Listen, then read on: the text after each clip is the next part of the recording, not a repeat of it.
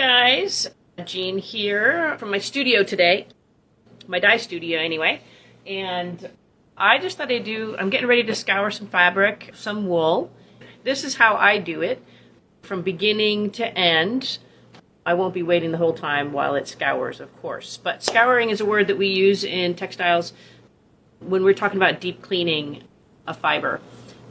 The wools that I use are generally pretty clean, generally speaking. And so I really only need a light scour, but I still need to do the scouring because otherwise the dyes will not take to the fiber evenly. And that can be a super drag. So I'm starting from actually cutting my wool. I have some bolts of wool, and I just remembered I should probably have my scissors at the ready. And I have the great fortune of having my table marked. So I'm just going to cut 4-yard strips. And by cut, I mean rip. That's how we swing here in the fiber world. So there's one. And you can see this is really new. It's really good wool. I get my wool from Door. And you can tell it hasn't been washed or treated yet. Obviously, it was washed before it was woven. But what happens during the weaving process when they're weaving all these wools, there's a lot of oils and things that they put in when they're spinning and when they're weaving. And so that can get stuck in the fibers. And then if our fibers are not dyeing evenly, we wonder what the heck's going on. Although most hookers really like that mottled look, which I, of course, like as well, but I want it to be because I want it to be there, not because my wool wasn't clean to begin with, if that makes sense. So, this is me always in the studio looking for my scissors. You probably know exactly where they are. Here they are. I should have them around my neck like I do when I go to camp, and then I won't have that problem. So, hi, if you're just joining me, I'm getting ready to scour some wool, and I'm starting from pulling it off of the bolt. I use good quality wool from Door Mill, and I really love their wool. I like the texture, the weight of it, the weave of it, the weft of it, all of it. I like all of the parts. It holds up well for any dyeing that I do. It loves the natural dyes, and it's, for those of you who can't see, there's actually a little 1-yard mark on my table, which is very helpful. We inherited this tabletop, this printing tabletop, from the IU, Indiana University Textiles department, which was very generous of them. It's got a little cushion on it, which is great for if you're printing fabric. And it's also great for every now and then I'll iron on it if I don't have time to set up the whole ironing board.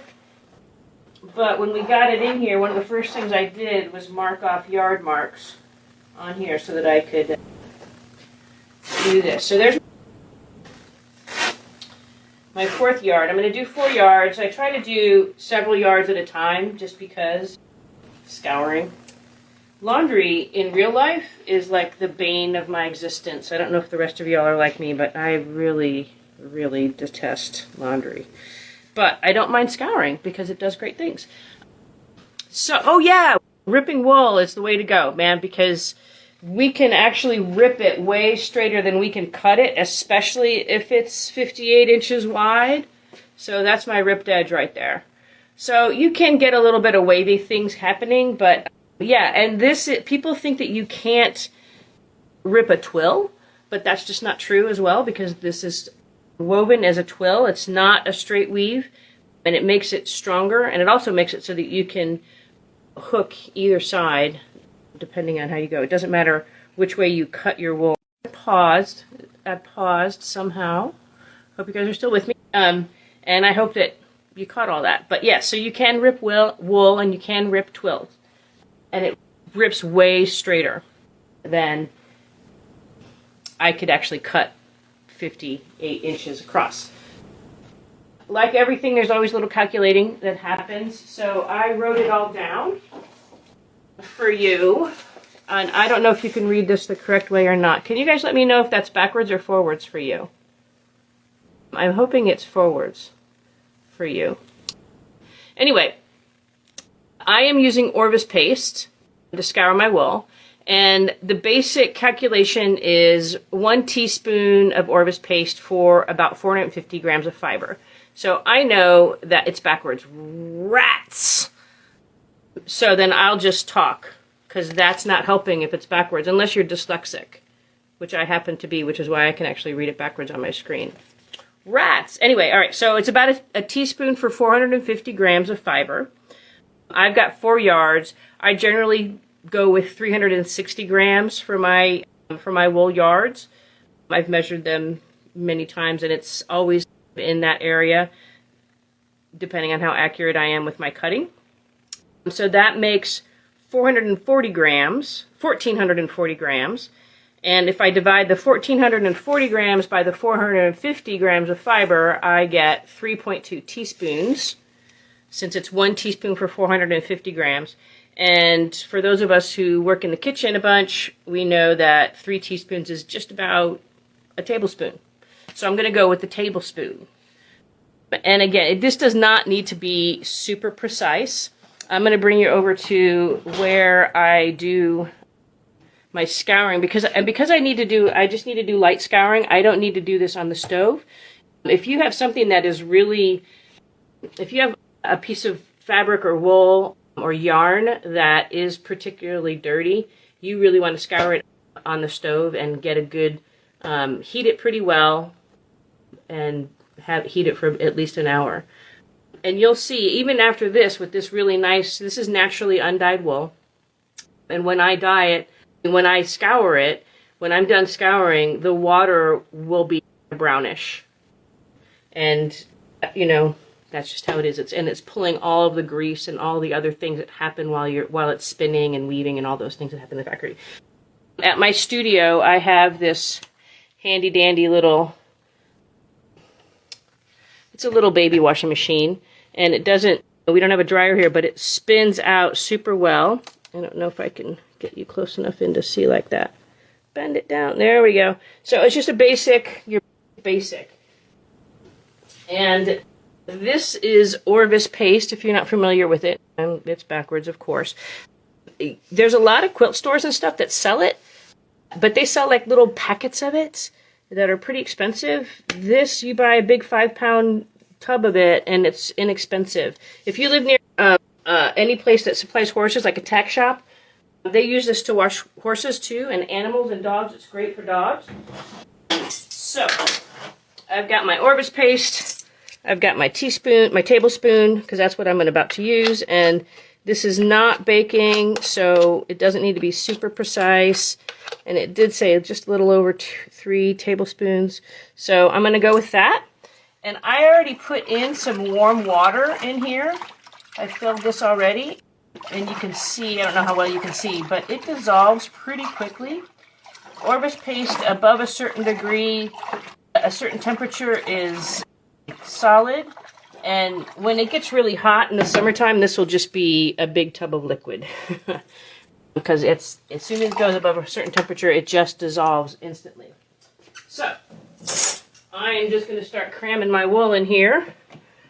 And then if I need to add more, I will do.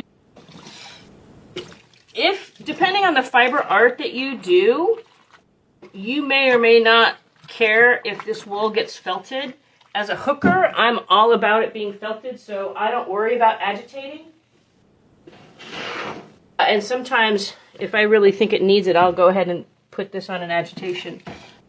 But I am basically just going to feed this wool in. And you can see already how quickly it wets out with that Orvis. The Orvis gets right in. Those of you who work with wool yarn or wool fabric, you know that it takes a while to wet out wool. And you can see, maybe you can see a little bit, the whitish spots are the spots that are not fully wetted. Those are the spots that if you haven't fully wetted out your wool before you dye it, those are not going to take up the dye very well. And they won't take up the dye if they're not clean either. So, number 3, and it's looking like I'm going to have to add some water, which is okay, because I have my handy dandy hose here. I'm going to get that going, and hopefully not spray the whole studio. So this is the hot tap water. I've only used hot water in here, and our tap water gets pretty hot here at the studio. And so this is actually going to be just fine for this wool because it actually starts out relatively clean, like I said. And so it doesn't need a super hard scour. You can already see the water getting a little bit cloudy. And so that's the Orvis paste is really doing its job. So I am gonna just let this sit for at least an hour. You can soak it as overnight if you need to. Sometimes I do that too. I'm just going to leave that in there for like an hour. And I'll probably actually leave it in for a couple hours because I have a couple of other things I need to do. It's an awesome thing, right? The spinner. Oh my gosh, when we got the spinner here, it was like, whoa, the heavens opened up, and it takes so much time out of drying, and it's amazing, and squeezing and all the things. So it is cool. So I'm just going to leave that here, and I'll try to maybe post a picture of the Uki water if anybody's interested. But basically, when that's done, I will rinse it to get the suds out.